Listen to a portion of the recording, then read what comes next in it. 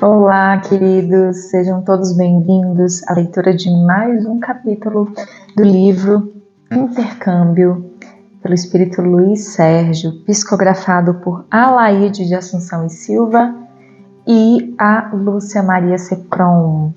Hoje provavelmente vamos ficar só em um capítulo, porque o capítulo é um pouquinho extenso e, como vocês já sabem, estou enfrentando um pequeno probleminha na região da garganta, então nós vamos... Cansaço, é só cansaço. Eu falo muito, então hoje eu vou me preservar um pouquinho e vamos fazer o capítulo que se intitula Missão Difícil. Então, vamos à leitura. Tenho vivido muito nesses últimos tempos, talvez mais do que os 20 e poucos anos que estive na Terra. Observei fatos e situações as mais diferentes e me vi espremido contra a parede, conforme costumamos dizer. Por mais simples que possa imaginar, foi pedindo auxílio a Deus que consegui desvencilhar-me das dificuldades. Imagine que fui designado para um difícil trabalho de desobsessão. Era preciso que eu fosse só, confiando em minha perícia e tendo somente a facilidade de me comunicar telepaticamente com meus companheiros que agrupavam a relativa distância. A aproximação deles poria a perder todo o trabalho. O irmão obsidiado estava prestes a se suicidar. A luta da velha mãe estava se tornando inútil e, já quase vencida, pediu socorro aos trabalhadores do espaço. Teria eu de aproximar-me quase sem ser notado, sem mostrar desejo de auxiliar, estudar o ambiente e agir de forma a impedir o desenlace fatal. Cheguei vagarosamente, como se estivesse vadiando, e o que vi me deixou aflito. Logo pensei que devia me acalmar e raciocinar. Eu era um moço de aparência translocada. O moço que estava sendo obsidiado, de aparência translocada, embora não se agitasse muito. Apertava a cabeça com as mãos e mostrava inteiro desequilíbrio. Ao seu lado, um espírito desencarnado fixava-o com ódio e dirigia-lhe palavras de insulto, lembrando cenas que deviam pertencer ao pretérito, ou seja, ao passado. Dizia-lhe que era um corrupto, sanguinário, desalmado, que sua vida deveria terminar para que sua consciência parasse de acusá-lo. O coitado do moço, que nem suspeitava da existência do perseguidor, julgava que estava mesmo ouvindo a voz da consciência. Havia nele ainda um resto de instinto de conservação, razão pela qual não tomava o veneno fatal que estava colocado sobre uma mesinha ao lado de sua cama. A velha mãe achava-se ao telefone procurando chamar alguém para acudir o filho que se trancara com o intuito de se envenenar. Comecei a sentir que, se não agisse depressa, não conseguiria intervir a tempo. Que fazer? Lembrei-me das lições recebidas do nosso mentor. Para um espírito mau, o melhor é não atacá-lo. A violência faria com que ele apressasse as suas más intenções. Cuidadosamente, fui me aproximando, mostrando curiosidade apenas. Parei meio distante, com ar intrigado. De repente, o obsessor percebeu-me e virou-se para mim. Vendo-me ainda moço, não se assustou muito e me perguntou de repelão o que fazia ali. Disse-lhe que estava andando e observando coisas. Ele então indagou quem eu era. Respondi-lhe que não era ninguém importante, estava de passagem apenas, que estava curioso pelo trabalho dele, mas não lhe entendi o porquê. O espírito olhou-me com orgulho e desprezo, respondendo que eu precisaria tirar as fraldas para poder entender o que se passava. E vocês não veem, mas meu filhinho está aqui me olhando a nossa leitura, por isso que eu estou distraída. Voltamos à leitura. Fingi-me meio ofendido e, tal como uma criança que quer mostrar-se adulta, retruquei que eu também seria capaz de fazer o mesmo, desde que desde que houvesse aprendido. Ele riu, depois me olhou sério, como se meu aspecto não lhe parecesse apropriado para um aluno seu. Então dirigiu-se para mim chocarreiramente, perguntando: já enlouqueceu alguém? Quando encarnado, fez algum assalto? Já matou? Imediatamente respondi que não. Perdi terreno, pois ele nem me respondeu. Havia verificado que eu não era do mesmo estofo que ele, pensei.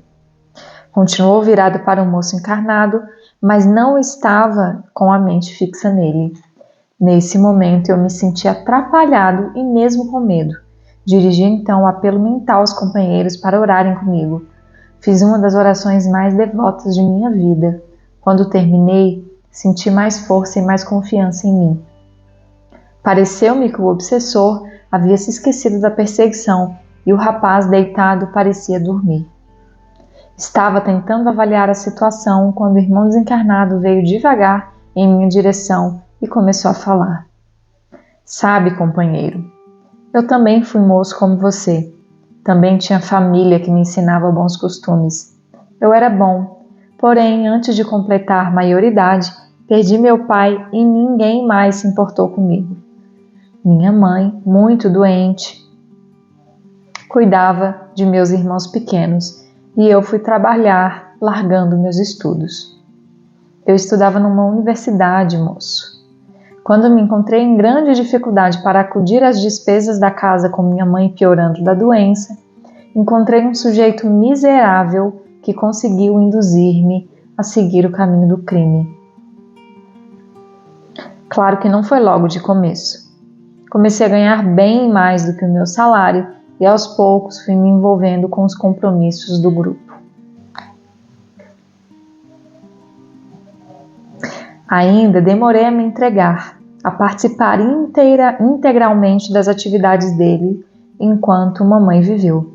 Depois que ela morreu, não tive mais dúvidas. Para terminar minha história, o homem que me conduziu ao estado que hoje me encontro, é esse aí, reencarnado num lar honesto, tendo mãe que conseguiu fazer dele um homem de bem e vai casar-se com uma moça decente. É por isso que quero arrancá-lo da carcaça para que retorne, a fim de ajustar contas comigo, já que ele é responsável pela minha queda. Você não acha justo? Dei graças a Deus e comecei a responder, sempre me fazendo de ingênuo. É bem triste o seu caso e me fez lembrar de muitos outros dos quais tive conhecimento. Luiz Sérgio respondeu para ele. Continuei falando com ele e consegui que se interessasse pelo episódio de minha vida pregressa, cujo resgate paguei na última encarnação. Contei tudo com os mais pormenores e não tive coragem de relatar a vocês. Aqui faço um parêntese. Vocês se lembram que o Luiz Sérgio ele narrou no livro Novas Mensagens, no livro que nós lemos antes desse, sobre esse episódio, sobre a vida dele, uma regressão que ele fez para entender o porquê que ele veio resgatar, né? Porque ele morreu da forma que ele morreu, tá? O espírito obsessor prestou toda a atenção de que era capaz e deduziu que não éramos muito diferentes. Ele era inteligente e possuía boa cultura. Quando terminei, ficou pensativo e depois perguntou: quem provocou o desastre que vitimou, se o prejudicado por você já o havia perdoado? Foi então que apliquei meu primeiro ensinamento, dizendo-lhe: o resgate vem de forma natural. Não há necessidade de vingador. A lei divina já estabelece uma consequência justa para cada causa. Não é castigo, é correção. Ninguém escapa da lei, que é igual para todos. Não precisamos nos importar em vingar as ofensas, pois seremos vingados naturalmente. Então entendam, o obsessor perguntou: quem provocou o desastre que o vitimou, se o prejudicado por você já o havia perdoado? Né? A pessoa que Luiz Sérgio matou na outra vida, estava encarnado, junto com ele, era uma pessoa que ele amava. Ponto, já tinha perdoado ele. E aí, por que ele pergunta isso? Porque ele queria se vingar desse rapaz. Ele queria que esse rapaz pagasse na mesma moeda. E pensava ele que, se ele perdoasse o rapaz não ia acertar as suas contas com Deus, né? Com ele mesmo e por aí vai, não ia aprender, vamos dizer assim. Então o Luiz Sérgio explicou isso para ele e aqui ele continua. Disse ainda que estava feliz porque não tinha mais culpa. Nessa altura estávamos sentados no chão conversando. Então arrombaram a porta do quarto, nele entrando a mãe do moço com mais 2 pessoas. O espírito obsessor pegou-me pelo braço e me arrastou para fora a fim de continuássemos a palestrar. Crivou-me de perguntas como esta. Será que aquele homem vai pagar pelo que me fez? Respondi-lhe que tivesse a certeza que sim. Quando? Tornou a perguntar. Disse-lhe que só Deus saberia responder. Então interessou-se pelo seu próprio resgate. E eu também cometi crimes. O mais difícil foi responder sem magoar. Expliquei que se ele, de agora em diante, procurasse proceder bem, lembrasse dos ensinamentos dos pais e se dedicasse a auxiliar outros necessitados, por certo, o resgate seria abrandado. Daí até ele me pedir o encaminhamento foi fácil. Quando terminei a tarefa, quase desmaiei. Não esqueci de agradecer os meus amigos e principalmente a Deus, que me deu forças para enfrentar a situação. Já sei, querem saber do doente. Está se recuperando muito rapidamente, para surpresa dos médicos. Depois do trabalho pronto, já bem calmo, fui felicíssimo e entusiasmado fazer o relatório para o mentor, que após ouvir, impassível, congratulou-se comigo, apresentando um sorriso de aprovação e em seguida aconselhou-me a comunicar, me preparando para poder servir em casos realmente graves. Fiquei surpreso, pois o que seria mais grave do que uma ameaça de suicídio? Ainda impassível, o mentor esclareceu que o caso por mim atendido era dos mais simples, porque o obsessor tinha 2 pontos fracos, a educação que recebera antes e a participação nos crimes depois. Ou seja, aquele obsessor ali, ele não era realmente ruim. Ele era uma pessoa que ele estava ferido, porque ele foi enganado, conduzido a entrar nessa vida, induzido a entrar nessa vida, porque ele queria ajudar a mãe, ele tinha boas intenções, ele queria cuidar dos irmãos, a mãe adoeceu, ele era uma pessoa de bem, ele recebeu educação, ele recebeu ensinos morais, mas ele foi levado a se desviar do caminho correto. E no fundo ele tinha mágoas por isso, porque ele reconhecia que ele tinha sim errado, que ele tinha cometido crimes, que ele tinha matado pessoas. Então ele queria se vingar da pessoa que no final das contas fez ele fazer tudo isso. Então era fácil e os mentores sabiam que conversando com o Luiz Sérgio, uma pessoa também educada, eles se entenderiam. Luiz Sérgio continua. Fiquei sem entender nada. Pacientemente o mentor explicou melhor. Os pontos fracos que mencionou são em relação ao serviço que tínhamos de executar. A educação anterior deu-lhe a rota de um comportamento lícito, correto. Os crimes que praticou fizeram com que ele se sentisse culpado. Daí ele haver se tornado vulnerável à ação dos espíritos que quisessem resgatá-los do mau caminho. Graças a Deus você seguiu a intuição certa, disse-me o mentor. Atrevi-me ainda a perguntar pelo resgate dos crimes dele, se não seriam abrandados por ter sido induzido por outros. Muito sério, o mentor acrescentou. Ninguém é induzido a praticar um ato se não possui tendências para isso. Ninguém faz aquilo que não quer fazer. Todos nós somos responsáveis pelos atos que praticamos. Não podemos jogar a culpa deles sobre ninguém. A lei é justa.